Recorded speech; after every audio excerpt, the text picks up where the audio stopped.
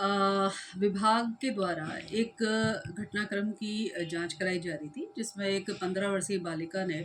विभाग की कुछ अधिकारी और एक कर्मचारी पर आरोप लगाया था कि उनके द्वारा उस बालिका को किसी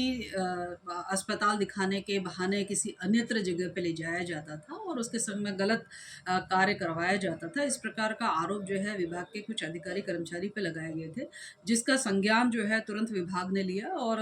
संज्ञान लेते ही उस पे जाँच भी बिठाई और साथ ही संबंधित अधिकारी और कर्मचारी के विरुद्ध कार्रवाई भी करी। और क कार्रवाई सस्पेंड करने से लेकर कर्मचारी की दूसरे विभाग से चूँकि कर्मचारी थी तो उसको उस विभाग में उसकी वापसी कराई। चूँकि जाँच 2 तरीके से चल रही थी, एक जाँच विभागीय चल रही थी और एक जाँच जो है पुलिस के माध्यम से चल रही थी, जो कि एफआईआर दर्ज थी। तो पाया ये गया कि पुलिस के जाँच में उन्होंने एफआर लगा दी है और लड़की का कथन पूरी तरीके से उसमें कोई तथ्य और सत्य जो है वो प्राप्त नहीं हुआ है। और साथ ही विभागीय जाँच में भी यह सामने आया है कि लड़की मात्र उस संस्थान से बाहर जाने के लिए ये सारे बातें उसने कही थी और जिसके कारण से हुआ ये कि विभाग ने उसकी बात को गंभीरता लेते हुए कार्रवाई भी करी, लेकिन चूँकि सबसे एक-एक व्यक्ति से पूछा गया और विभागीय जाँच में ये आया कि उसके द्वारा कहा गए कथन में किसी प्रकार का कोई तथ्य सामने निकल कर नहीं आया। उसमें भी साफ ये दिख रहा था कि बालिका जो है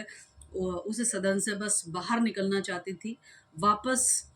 जाना चाहती थी, जिसके कारण से जो है वो ये सारी चीज़ें जो है अपने हिसाब से निकलने के एंगल से बातचीत कर रही थी। तो आज विभाग यह निर्णय करने जा रहा है